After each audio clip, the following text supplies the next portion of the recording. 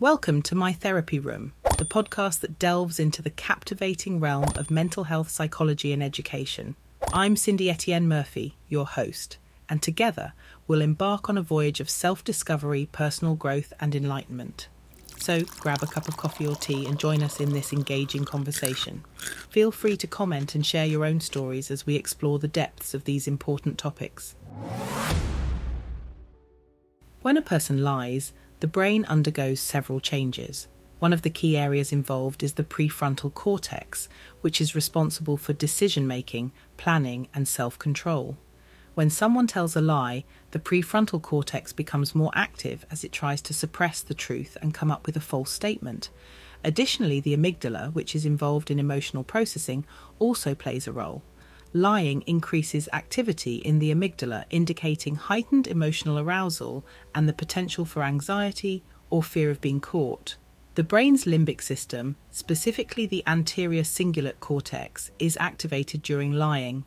This region helps with conflict monitoring and detecting inconsistencies between different pieces of information. It may cause inner conflict when someone tells a lie, leading to feelings of guilt or discomfort. Overall, lying involves complex cognitive processes and can have physiological and emotional effects on the brain.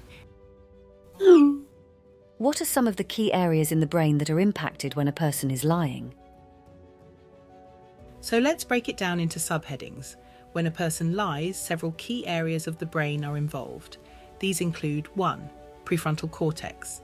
This region, located in the front part of the brain, is responsible for decision-making, planning, and self-control. When someone tells a lie, the prefrontal cortex becomes more active as it tries to suppress the truth and come up with a false statement. 2. Amygdala. The amygdala is involved in emotional processing. When someone lies, the amygdala becomes more active, indicating heightened emotional arousal. This increased activity may be related to anxiety or fear of being caught while lying.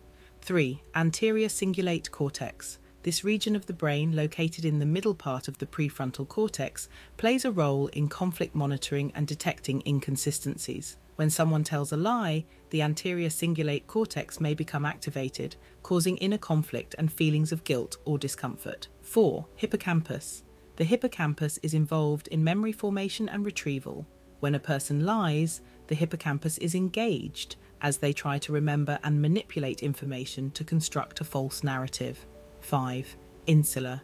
The insula is associated with self-awareness and emotional processing.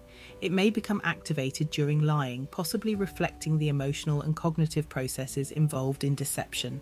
These brain regions work together to facilitate the cognitive processes involved in lying. However, it's important to note that the brain is highly complex and our understanding of how lying affects different areas is still evolving. What does the activation of the amygdala indicate when someone lies? When the amygdala is activated during lying, it indicates heightened emotional arousal. The amygdala is a key region involved in emotional processing and plays a role in detecting and responding to threats or stressful situations. The activation of the amygdala during lying suggests that the act of deception may induce emotional responses such as anxiety, fear, or guilt. These emotions can arise from the potential consequences of being caught in a lie or the internal conflict that arises from deliberately portraying a false narrative. The amygdala's activation during lying can also be associated with the emotional significance of the lie itself. If the lie is related to a particularly significant or emotional event, the amygdala may respond more strongly. It's important to note that the activation of the amygdala alone does not necessarily indicate that someone is lying. Emotional arousal can also occur in other situations, such as when someone is anxious or under stress.